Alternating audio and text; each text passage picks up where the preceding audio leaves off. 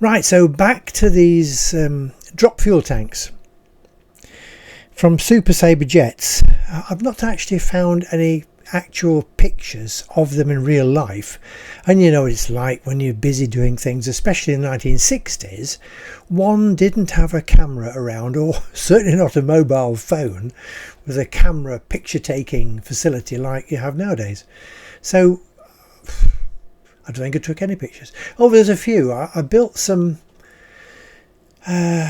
mooring pontoons for Lincoln Waterside Centre in Lincoln and the Brayford Pool.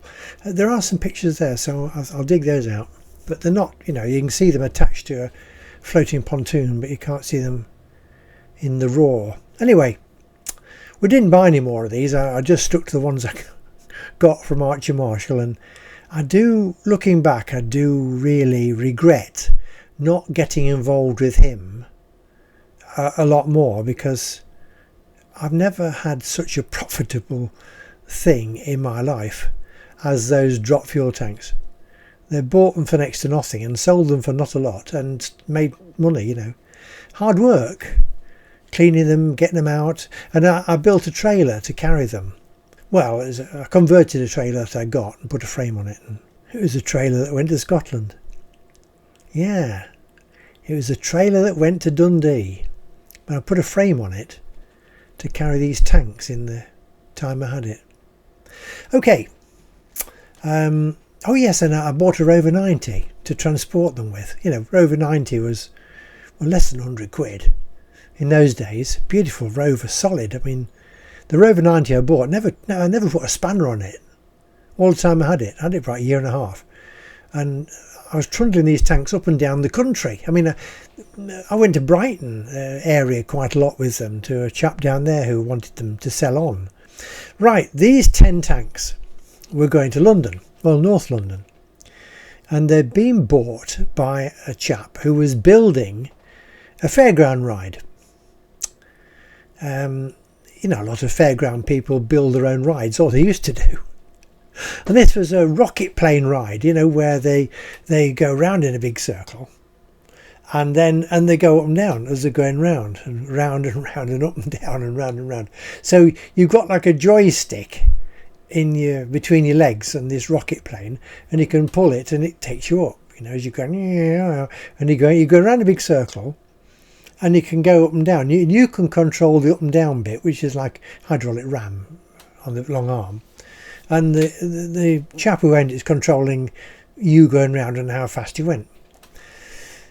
I don't know if they do it nowadays, but they did it in the 1960s. So this chap wanted these tanks because they were ideal to make a twin seat rocket, you know, with little wings on and fins, and because being fiberglass, they're ever so easy to work with, and you can glue things to them. See, fiberglass them and screw them and glue them. They were quite thick. I think, where's my ruler? Yeah, about 1/2 inch thick. The fiberglass body of these things was about 1/2 inch thick. Had to be strong to carry 2 foot across, 6 foot in circumference, 14 foot long. So, and like a big cigar. I suppose you could work out how many gallons it'll take. I can't remember. 150? No, more than that. 150 gallons. A bit more than that. American gallons are very similar to English. Anyway, a lot of weight. So I got these loaded up, and Ruth has come with me. So we got the Rover 90 hitched up. Can't remember where Helen was. She must have come with us, because 1969, if it was 69, then Helen would only be about 4, 7, 2. Married in 65. Helen arrived in 67. She'd be 2. Yeah, not a lot of trouble when they're 2, you know. So, right, so Helen must have come with us. Off we went to London and found this place, because in those days, you know, you used a thing called a map or a map book and grid references and all that kind of thing. Easy found the place.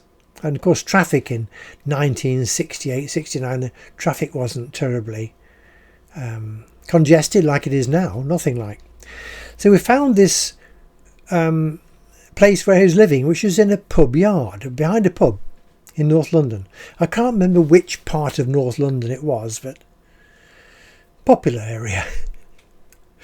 Found this chap, and ever such a nice chap.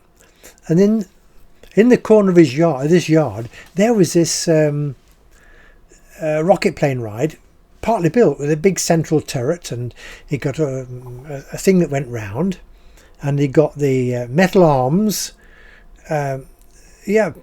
mainly all fabricated, because the metal arms had to hinge, so they went up and down, and whether they bent, I'm not sure, and the plane had to be on the ground, obviously, for when the folks got in it, and then as it went up, then the plane had to stay, you couldn't have it tipped down, and then the plane had to stay the same levelness as the thing went round, and if it went up and down, then it had to stay the same. So he was doing all that,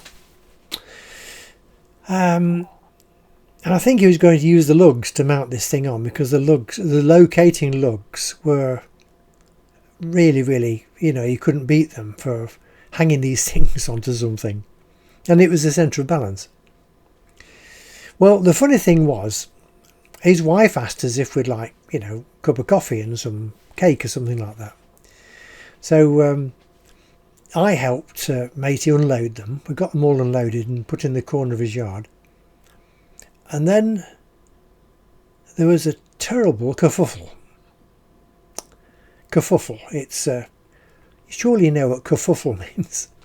It means there was a bit of a going on, a lot of row and upset, and things weren't right. It was a kerfuffle, and it was coming from this chap's home. Now, he lived in a mobile home, mobile home in the yard behind the pub, and it was the first time I'd seen a Mynah bird. But I'll find a picture of one to show you. You all know what a Mynah bird is. Now, Mynah birds are the most amazing mimics. They can pick up and mimic exactly what they hear. If they hear it once or twice, I think they're quite good at doing it just after once, but after they hear it once or twice, they pick it up, and I think they've got a sense of humour as well, because this particular Mynah bird, it was a devil. It was the bane of this chap's wife. It lived in their house. I mean, they loved this bird, obviously, but it used to drive her demented. She had to find somewhere to hang out her washing, and so she used to hang her washing across the yard of the pub. Now, the pub had central heating. It was coal-fired. It had coal fires and a coal-fired boiler and stuff. So he had regular deliveries of coal in sacks. Do you still have deliveries of coal in sacks? I mean, lots of areas we hear are smoke-free, and you can't burn coal because it's smoky and it creates smog and things like that. Noxious fumes, even worse than you get out of the back of a car. So I'm not sure in England if you have deliveries of coal. When I lived in England, we used to have a coalman. Not of it was smokeless fuels, but we used to be able to buy coal. But we lived in the countryside, but I know there's regulations in the towns and cities. Perhaps some of you can tell me about these regulations, and if there are any nowadays. I mean, I'm now in my 81st year, so I've seen 80 winters and 79 summers. And I don't know anything about living in towns, because I haven't lived in a town since 1969, and even then it's only a small town. So we don't have smokeless fuel regulations in the countryside, or if there is, nobody takes any notice. So do you have coal in bags? Anyway, this chap, where this chap lived and his wife, behind the pub, the coal was delivered. Coal lorry came probably once a week, and delivered bags of coal, and it was, you know, they used to shoot it down through trapdoors into a cellar, you know, normally in a big place like a big pub. Well, when the coalman came, and if there's any washing hanging out, then he used to shout, "Coalman!" And the lady then knew that she had to nip out quick and take her washing in. Well, you can imagine what happened, can't you? The Mynah Bird was sat there, taking all this in. You know, he'd listen, and the coalman would come, "Coalman!" And Mrs. would nip out quick with her washing basket, gather all the washing in, and when the coalman had gone, then she'd take it all out again, hang it on the line. The Mynah Bird twigged on. He really latched onto this, and you can guess what happened. When he was in a mood, he would shout, "Coalman!" And of course he mimicked the coalman, and she would be busy doing something, or she'd maybe be just outside, or maybe she'd be baking or cooking, and this Mynah Bird would shout, "Coalman!" and she'd dash out with the basket, get the washing all in, and of course there was nobody there. Well, they cursed this Mynah Bird, and actually the reason why I can tell you all this is because he actually did this while we were there. She'd had to get the washing in while we went past. The trailer was quite big to get 10 of these tanks on. It was 10 foot high. It was a metal frame, a square frame on a twin axle trailer. No weight really, but it's just awkward bulkiness. These things 14 foot long, and they had to be strapped down, and you don't want the metalwork wearing through the fiberglass on the journey, so they got supports and stuff like that too, so it could travel well. So we'd unloaded these and we'd driven out, and she'd gone to hang the washing up again, washing outside again, and while we were having a cup of coffee, this Mynah Bird went, "Coalman!" "I'm going to look outside," she said. "There's nothing there. It's that bird again. You know, I shall throttle that bird one day." Of course, the bird was virtually chortling on his perch. I mean, I think he was, if the door was closed, he was on a perch, and if the door was open, he was in a cage, so he couldn't fly off. But he used to fly around inside the mobile home.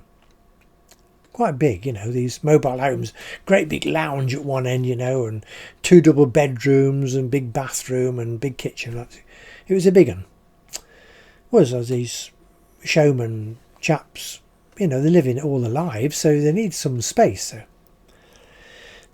anyway, that's how we came to hear all about this Mynah Bird, and how he was the bane of this good lady's life. But when she wasn't expecting it, he would be watching, and just for the hell of it, he would shout, "Coalman!" And before she'd realised, you see, they're so blinking good at mimicking. It's absolutely perfect. You don't know it isn't the coalman. It doesn't sound like a bird. They copy everything, all kinds of noises and speech, and incredibly clever. I don't think I'd have one living with me though. It just could be a bit of a problem. But they love this bird, and there we are. I didn't find out what she did to the bird to stop him shouting "Coalman," but he'd actually, when we were there, he'd only really just begun this and begun to be extremely annoying. And so this poor lady's life was made a bit of a nightmare. Nightmare life with a Mynah Bird. How about that? There we are. Hope you enjoyed that little story. It happened. Quite. I didn't actually see this chap, and he never sent me any pictures of his fairground ride going or anything, but I didn't hear any more. But that was just one incident of where these tanks went to, and that was a funny one, a very funny one. So if you like what we're doing, think about giving us a like. Don't forget you can download all our books and audio stories onto anything you like. There's books for children as well on our website, which is up here. If you would like to give us a like, we'd be very pleased. But subscribing to the channel is good for the channel. It helps it to grow. We're not like these people that you see once a week. They're living their life on YouTube. We're too old for that. But I would appreciate if you would subscribe, because I try to keep adding something different to it. And among all the videos that we have on here, there's over 200. You can watch them now and again and see what you think. Some are very entertaining, some might be a bit boring. The boring ones I keep trying to improve. As the more you do of these, the more you know how to improve them, make them better. So I keep changing some of them and trying to make them a little bit more interesting. So thanks for being with us today, and until the next time, cheerio.